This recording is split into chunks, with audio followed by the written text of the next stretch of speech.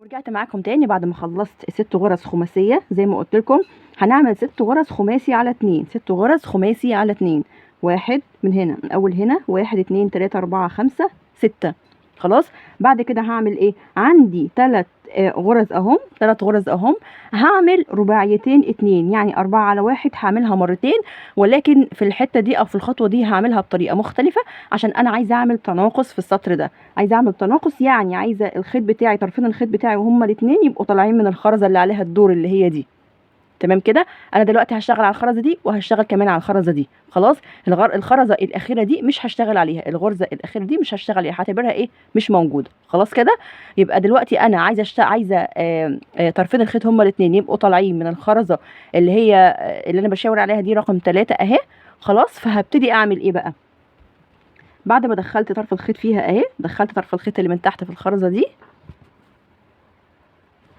هبتدي اخد المره دي مش هحط الخرز في طرف الخيط اللي من فوق، يعني المره دي مش هحط الخرز في طرف الخيط اللي من فوق، لا، هحط الخرز في طرف الخيط اللي من تحت. فهبتدي اعمل ايه؟ هاخد 3 خرزات، هاخد اهم 3 خرزات، 1 2 3.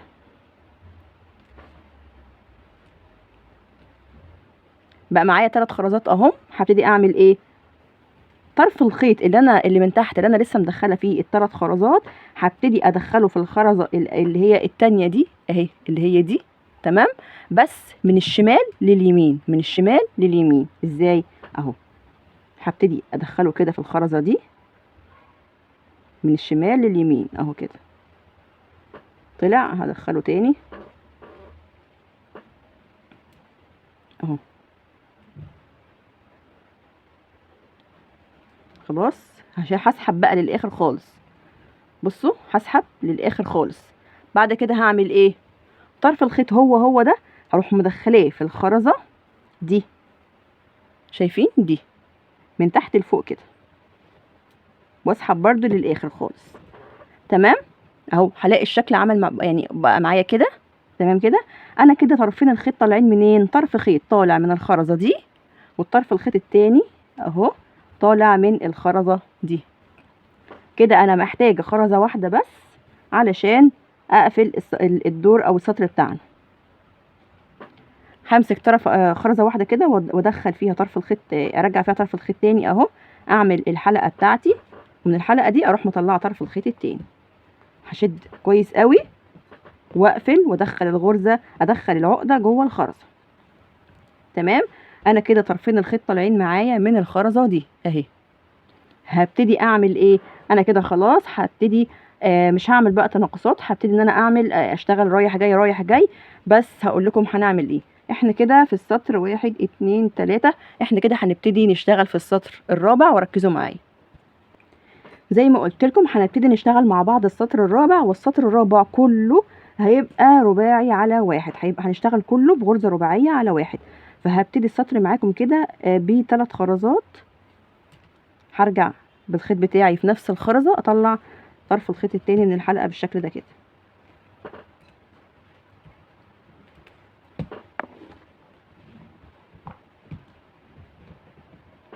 اهو، ادخل عقده كويس جوه الخرزه.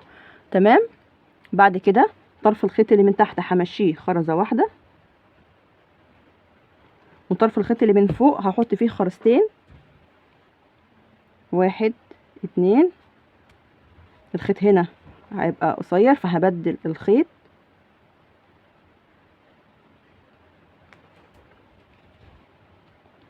تمام. برضو هفضل بصوا كده السطر ده كله همشي الخيط بتاعي اللي من تحت في خرزه واحده، وطرف الخيط اللي من فوق احط فيه خرزتين لحد ما اوصل لاخر السطر.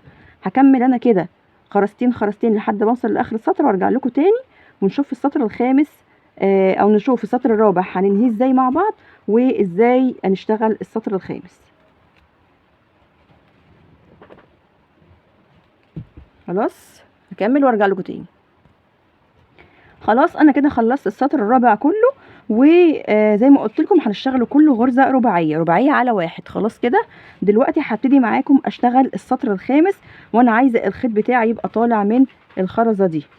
هنعد من فوق هنا 1 2 3 4 5 6 7 رقم 8 دي هي اللي هيبقى طالع منها طرفين الخيط. هنبتدي مع بعض ونشتغل بطرف الخيط اليمين.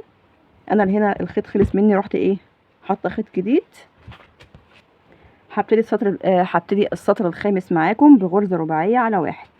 طرف الخيط اليمين هبتدي احط فيه 3 خرزات اهم، 3 خرزات. هرجع كده في اخر خرزه حطيتها اكون الحلقه، ومن الحلقه دي اطلع منها طرف الخيط التاني، اشد كويس وادخل اهو كده، ادخل عقده جوه الخرزه. بعد كده هشتغل 3 خماسيات، 3 خماسيات. تمام كده، تمام. هاخد طرف الخيط اللي من تحت همشيه في كام؟ همشيه في خرزتين 2 عشان انا عايزه اعمل خماسيه على 2. عايزه اشتغل غرزه خماسيه على 2. تمام. فانا كده هيبقى عندي 3 خرزات اهم. هاخد طرف الخيط اللي من فوق هحط فيه خرزتين 2 اهم. تمام كده. هرجع الخيط كده في اخر خرزه، اكون الحلقه واطلع منها طرف الخيط التاني واشد كده كويس وادخل العقده، ودي هتبقى اول غرزه خماسيه على 2 في السطر الخامس. وانا بعد كده هعمل ايه؟ هعمل كمان غرزتين تاني خماسيه على 2. مامي هاخد طرف الخيط اللي من تحت همشيه في خرزتين كمان اهم. طرف الخيط اللي من فوق هحط فيه خرزتين 2.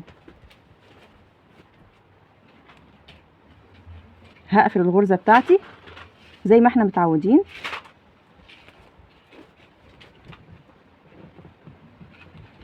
طرف الخيط اللي من تحت هدخله برضو خرزتين 2 واحط خرزتين من فوق واعمل غرزه خماسيه.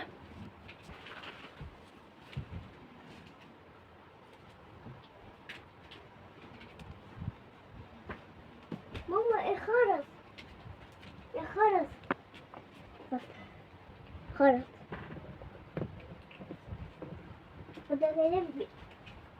خلاص خلصت ال3 خماسيات اهم. هبتدي بعد كده اشتغل رباعيات على واحد برضو. هاخد طرف الخيط اللي من تحت وهمشيه خرزه واحده، وطرف الخيط اللي من فوق هحط فيه خرزتين 2 علشان يبقى كده معايا رباعيه على واحد. خلاص هشتغل 3 رباعيات ورا بعض بالشكل ده كده. ادي واحد اهو،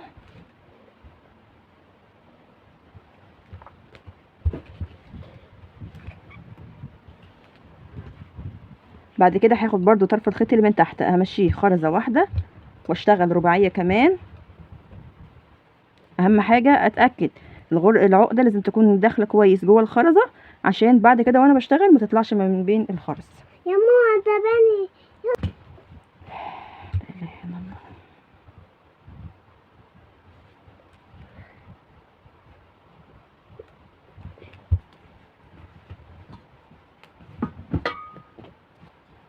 انا كده عملت رباعيتين، هعمل واحده كمان، وبعد كده بعد ما اخلص الرباعيه دي هشتغل 3 خماسيات على 2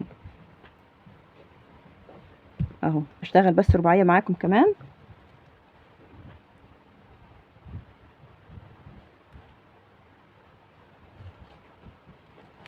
اهي. بعد كده هعمل ايه؟ هاخد طرف الخيط اللي من تحت وهمشيه خرزتين 2 مش خرزه واحده. ليه؟ عشان انا عايزه اعمل غرزه خماسيه على 2.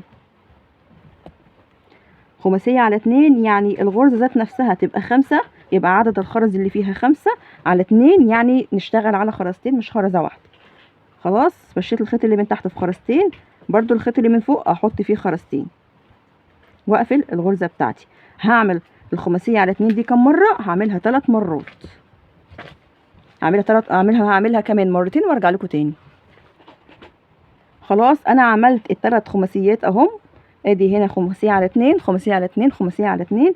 اخر غرزه بقى ما ننساهاش، هدخل فيها طرف الخيط كده وبنفس طرف الخيط اللي من تحت ده هحط فيه خرزتين 2 عشان اعمل غرزه رباعيه على واحد. انا هنا عندي طرف خيط طويل وطرف خيط قصير، فهبدل كده، هدخل الخيط في الخرزه عكس بعضه عشان اشتغل بطرف الخيط الطويل. خلاص كده عندي بصوا طرفين الخيط طالعين من الخرزه دي اهي. تمام. هشتغل اول حاجه معاكم السطر بتاعنا بغرزة رباعية على واحد. فهبتدي اخد طرف الخيط اللي من بره، هبتدي احط فيه 3 خرزات واقفل الغرزة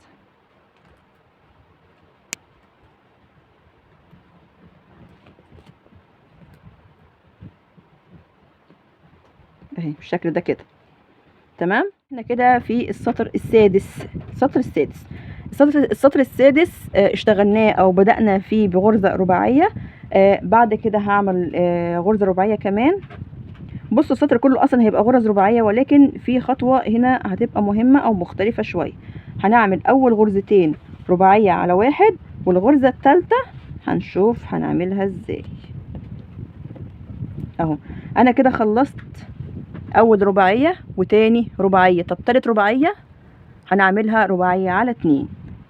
الغرزة دي بس اللي هتبقى رباعية على 2 اهو. هنبدأ ان احنا ندخل الخيط بتاعنا في خرزتين 2 مش خرزة واحدة. خلاص. يبقى انا اول حاجة السطر السادس ابتديته بغرزتين رباعيتين، رباعية على واحد رباعية على واحد. وبعد كده هشتغل السطر بعد كده الغرزة الرباعية رقم 3 هنشتغلها رباعية على 2 مش رباعية على واحد. خلاص كده. يبقى انا كده ناقصني خرزة واحدة، هبتدي احطها كده وارجع فيها تاني واطلع طرف الخيط التاني من الحلقة بالشكل ده كده. خلاص اهو لحد كده تمام. خلاص هكمل بقى زي ما انا ايه شغالة غرز رباعية على واحد بس يا سليم. يا عربية. طيب هدخل الخيط بتاعي في خرزة واحدة، والطرف الخيط اللي من فوق احط خرزتين اهو بالشكل ده كده. يا جماعة هعيد السطر ده تاني علشان ما تتلخبطوش. السطر ده بدأت بغرزة بغرزتين رباعيتين على واحد اهم، وبعد كده عملت غرزة رباعية واحدة على 2، دخلت الخيط بتاعي في خرزتين وحطيت خرزة واحدة. بعد كده عملت 3 غرز رباعية على واحد، وحاجة هنا معاكم هشتغل غرزة رباعية على 2. هشتغل غرزة واحدة رباعية على 2 وبعد كده هكمل غرزة رباعية عادي على واحد. هنا دخلت الخيط بتاعي في خرزتين. بعد كده هبتدي اخد خرزة واحدة واقفل الغرزة بتاعتي بالشكل ده اهو. هشد كويس وادخل العقدة جوه الخرزة تمام كده. بعد كده همشي الخيط بتاعي في خرزة واحدة، اعمل غرزة رباعية على واحد اهو بالشكل ده كده. انا دخلت الخيط بتاعي هنا في خرزة واحدة بس، الخيط اللي من فوق احط فيه خرزتين 2 اهو كده، واقفل الغرزة بتاعتي عادي جدا. هكرر الخطوة دي كمان في الغرزة اللي بعدها. هدخل الخيط بتاعي كده في اخر خرزة في السطر اللي معايا. بعد كده هاخد طرف الخيط اللي من بره واحط فيه خرزتين 2، وهنا عشان طرف الخيط ده قصير والطرف التاني طويل فانا هبتدي ان انا ابدل الخيوط عشان اشتغل بطرف الخيط الطويل تمام كده اهو. عندي هنا طرفين الخيط طالعين من الخرزة دي اهي اللي من الجنب. هبتدي كده اخد طرف الخيط اللي من فوق وهشتغل هحط 3 خرزات عشان اعمل غرزة رباعية على واحد. 3 خرزات اهو كده. طلع طرف الخيط التاني من الخرزة واقفل الغرزة بتاعتي وادخل العقدة كويس جوه الخرزة. الشكل معايا لحد دلوقتي اهو.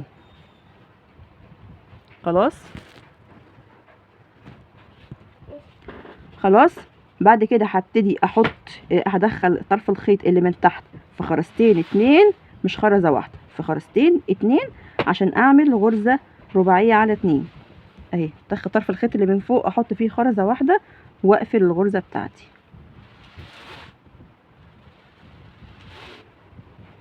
بالشكل ده كده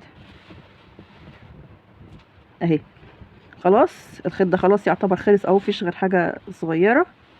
فالمهم هشتغل الخرزة اللي جاية دي على واحد رباعية على واحد، واللي بعدها كمان رباعية على واحد.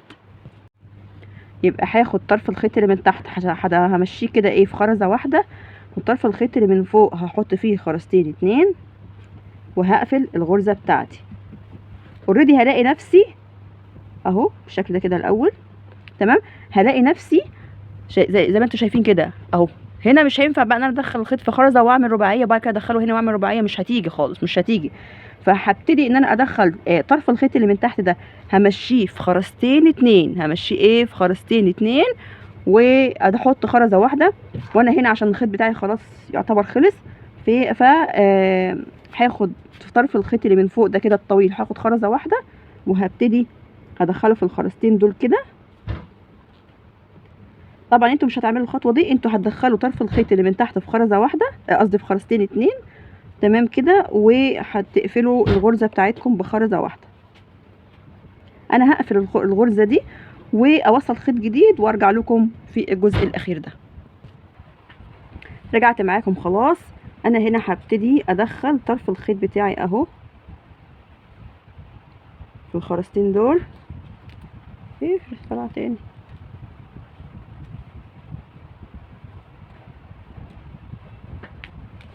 بصوا انا كده طرفين الخيط بتوعي طالعين منين؟ طالعين من هنا، من الخرزتين دول اهم. هبتدي اخد طرف الخيط اللي من بره واحط فيه خرزتين اتنين عشان اقفل الغرزه الرباعيه بتاعتي.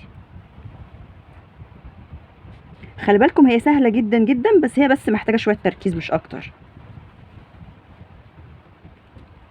اهو خلاص كده، خلاص جينا لحد اخر غرزه. اخر غرزه هنشتغلها ازاي؟ طرف الخيط اللي من تحت ده همشيه في خرزتين اتنين اهي، الخرزه دي والخرزه اللي واقفه دي كده. طرفين الخيط بتوعي طالعين من 3 خرزات، هاخد طرف خيط فيهم واحط خرزه واحده بس عشان اقفل بغرزه رباعيه اهو كده بالشكل ده كده. هشد جامد قوي وادخل العقده جوه الخرزه كده. الجزء بتاعنا ده خلص خلاص اهو، تمام خلاص. هبتدي ان انا بس انهي الخيط بتاعي. تعالوا اقول لكم هننهي الخيط بتاعنا ازاي. بصوا يا جماعه، هاخد طرف خيط فيهم اروح منزلاه لتحت كده في اقرب خرز اهي، هنا نزلته هنا خلاص. طرف الخيط التاني برضو هنزله في خرزه الواحده، خرزه بالشكل ده اهي اللي هي اقرب خرزه ليه، اقرب خرزه للخيط خلاص. طرف الخيط برضو ده همشيه في الخرزه النايمه اللي من تحت علشان اقابل طرفين الخيط مع بعض. انا كده اهو قابلت طرفين الخيط الاتنين مع بعض. هبتدي ان انا اربط، اعمل عقدتين كده بالشكل ده كده. ادي 1 2 خلاص، بشد كويس قوي. بعد كده اخر حاجه بقى بعملها، بداري العقده دي جوه الخرزه. هاخد طرف خيط فيهم وادخله جوه اقرب خرزه اهي كده. هشد كويس عشان العقده تتدارى جوه الخرزه، وكده نبقى احنا خلصنا الجزء بتاعنا. يبقى انا هجيب القصافه واقص ايه الخيوط الزياده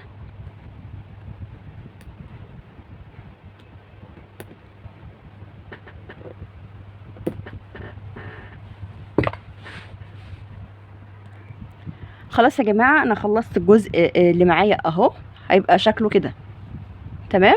عايزه اعمل جزء تاني زيه اهو، تمام. فالخطوه اللي بعد كده اهي، الخطوه اللي بعد كده ان انا هقص خيط طويل شويه وابتدي اعمل سطر واحد او سطرين بالغرزه الرباعيه داير ما يدور كده من اول هنا لحد والف بكده لحد ما اوصل للناحيه دي كده. هعمل سطر او 2 في كل ناحيه حسب ما انا عايزه، حسب ما انا عايزه وسع الشنطه بتاعتي تبقى عامله ازاي. يعني لو انتوا حابين الشنطه مثلا تبقى ضيقه شويه او ما تسحبش منكم خرز كتير، اعملوا سطر في الجزء ده وسطر في الجزء التاني اللي انتوا هتعملوه، تمام كده. وبعد كده هتشبكوا ايه ما بينهم، هتشبكوا الجزئين ببعض بالسطر التالت. حابين الشنطه تكون واسعه شويه، تاخد موبايل تاخد حاجات وكده، اعملوا سطرين هنا وسطرين هنا ونشبك بالسطر ايه الخامس. بصوا هنا انا هنا عملت سطرين اهو، عملت سطرين خلاص. هقص معاكم، هقص خيط وارجع معاكم تاني ونشوف هنعمل السطور الرباعيه الواقفه دي ازاي. قصيت خيط ورجعت لكم تاني. اول حاجه عايزه اعملها، احنا هنبتدي في الخرزه يعني يا اما من الناحيه دي يا اما من الناحيه دي. انا دايما بحب ابتدي من هنا، فهبتدي احط الخيط بتاعي في الخرزه اللي من بره اللي هي دي من فوق خالص، تمام. هساوي طرفين الخيط مع بعض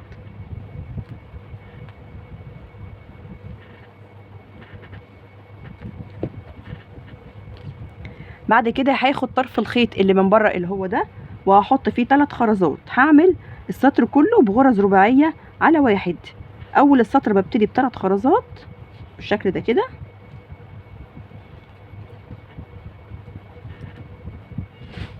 بصوا بشد كويس وادخل العقده جوه الخرزه، هيبقى واقف بالشكل ده اهو كده. بعد كده طرف الخيط اللي من تحت همشيه خرزه واحده اهي كده.